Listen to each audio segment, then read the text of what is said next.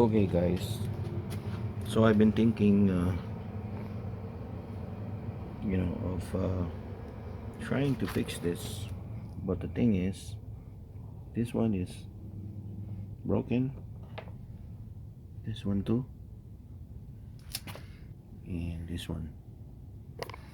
So I don't know if I could repair this. Like this one is, it looks like was repaired already.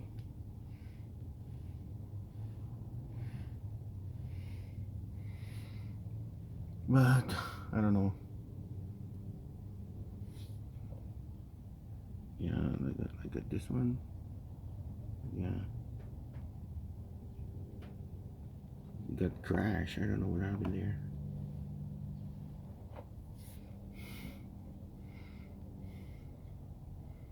But definitely the tank is good, but this front rollover bulb and this fuel pump, like I need to get the part number of this. I don't know where is it written, but I have to open it. Open it in a separate video.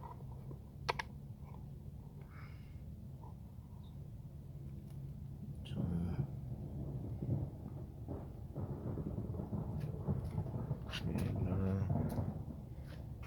see you in the next video.